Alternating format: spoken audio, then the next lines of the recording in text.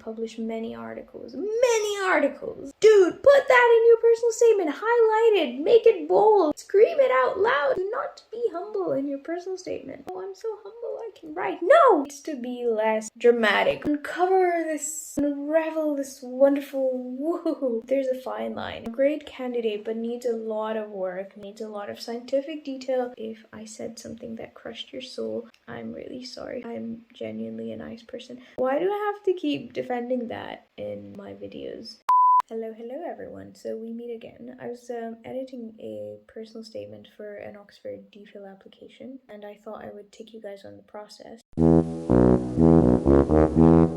One thing I see so often is like airy-fairy language. So you know how it says here, cancer resistance to treatment is like a puzzle. I know it reads well, and we want to read something that is poetic or is like a nice story, blah blah blah, but not for personal statements. I think especially when it's just 500 words, things like this can come across as quite cliche and overused terminology. So start with something direct and solid. Airy fairy language, you know, like the fluffy or vagueness, or you know, making it sound poetic or romantic. It uses a lot of words, but it doesn't say much about your actual scientific reason. You make sure you sound like a scientist, not an author. Scientists are very like direct. They don't care about how something sounds, they just say it. To unravel this mystery, I think we need to stop with the mystery thing now. We need to say something else. Do you get what I mean? Like, it needs to stop. It needs to be less dramatic. Okay, that's it. You know, unravel the mystery and unravel this wonderful woohoo. Like you know, something coming out of a, like, hat or a rabbit in the hat and all that, which is fantastic. And this is how we see science. People who are passionate about it, this is how we see it. But I think there's a fine line. It can sometimes be a bit too much, just a bit too much. Over here, what I'm doing is actually looking through the main criteria, you know, and we need to be able to hit everything, really. And it's 5 points, 500 words. Her reasons for applying, I couldn't see it. I mean, I understand why she wants to apply to this project, but I don't know why she wants to apply to a PhD in general. I know she's done research, she's good at research, but why does she want to continue doing research? The mystery bit, yes, it could be a reason for applying, but it's not clear. 69 words. Yeah, it's a bit too much. And telling too little. You know, you need to be very clear about your reasons. Give your main reasons here. So, and right in the beginning, they just want to know why the hell you're applying. Okay, I'm applying to this PhD, at least in the first paragraph, if not the first line, to this DPhil. 3 reasons, maybe 1. Why research? Why the PhD? Why this project? And maybe a little bit of how you got into it. That probably is a good first paragraph. So this is very weak at the moment, you know, it doesn't tell them much. Oh, okay, here are the reasons. Why are they here? Oh, they're here. Okay, they're so far down, girl. Just moving this up over here. I moved this upstairs, because that's where your main aims should lie. So then, there are many projects that have been advertised, however. Okay, so again, this doesn't tell them about you, it's too many words. I just say I'm really interested in the project led by Professor Esther Hammond, which focuses on, oh, she's so intimidating, by the way. What if she sees this video?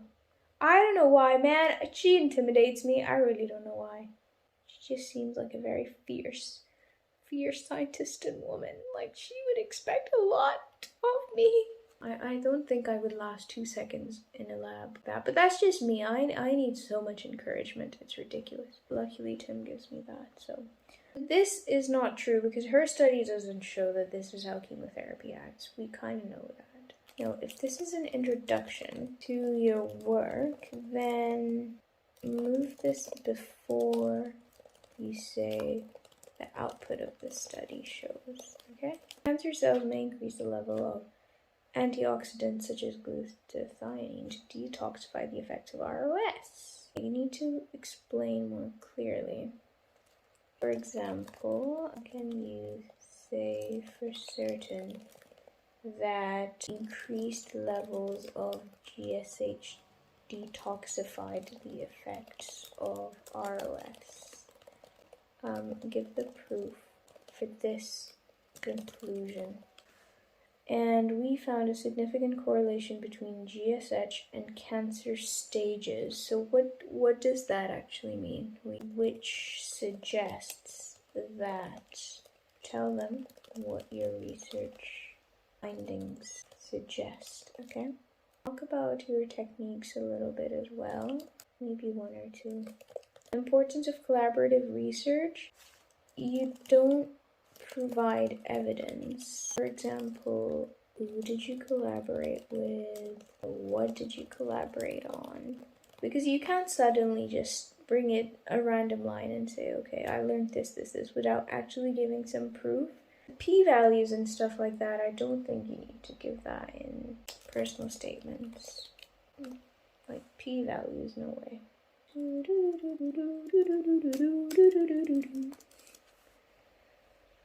Then what else?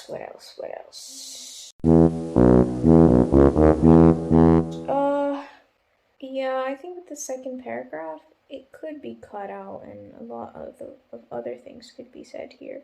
The reason, so this line particularly, I think is vague. It doesn't tell them that much. Working with samples, clinical specimen or mouse models, and PCR electrophoresis, you could say that I have ample research experience, which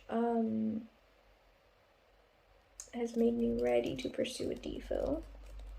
Through my bachelor's, I gained expertise in, through my bachelor's, I mastered, No, we're taking that out, it's too funny. Too punny as well, you know. Through my bachelor's, I mastered, blah, blah, blah. What should we do?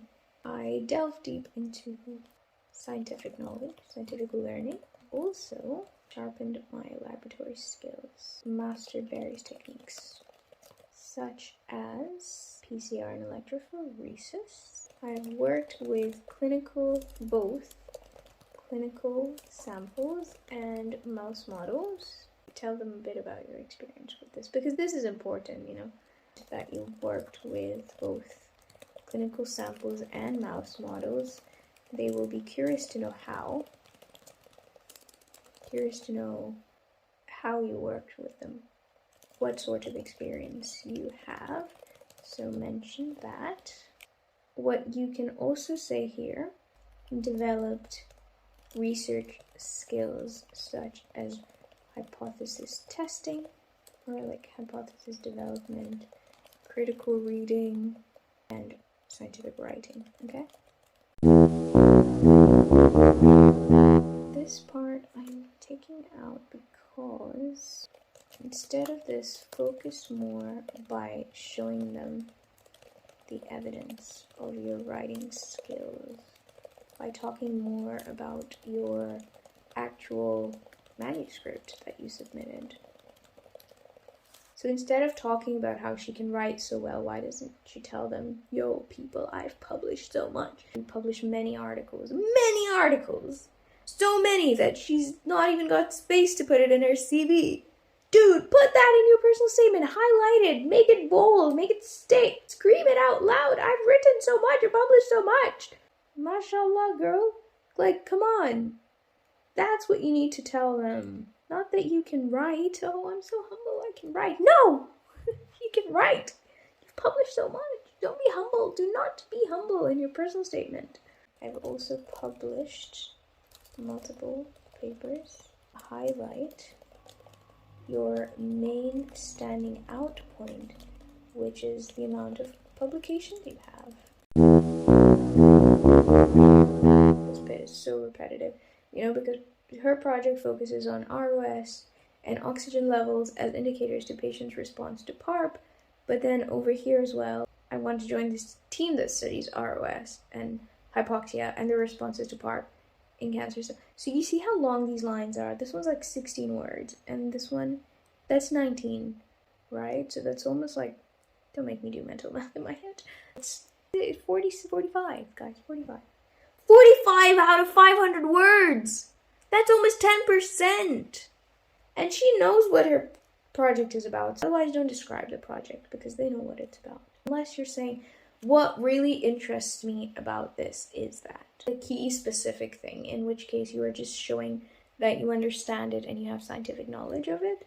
Also, this sentence doesn't give them any details about the enriched and diversified experience. What do you mean? Do you mean that you learned different techniques? Do you mean you worked with different models? Do you mean you worked on different topics? Do you mean you worked with different groups? How has it enriched and diversified? So instead of saying what it did, vaguely tell them what you mean.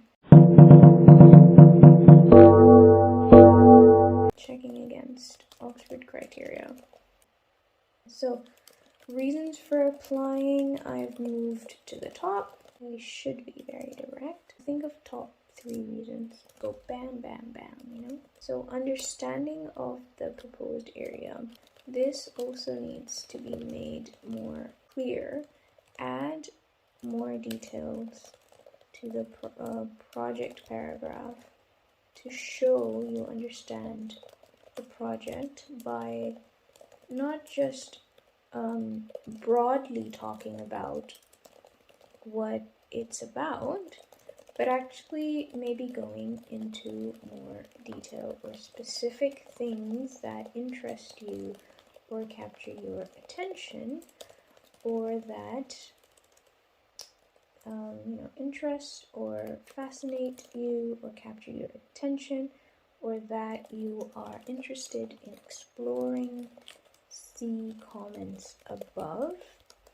Number 3, ability to present a reasoned case in English. Yeah, this is good. You've communicated in English. Okay. Number 4, capacity for sustained and focused work. This can be highlighted by talking about your publication. And make sure to show them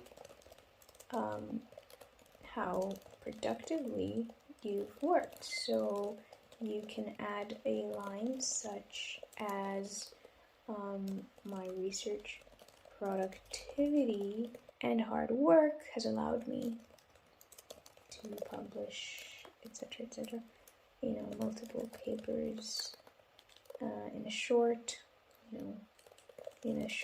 span of time, or even before starting my PhD, etc.,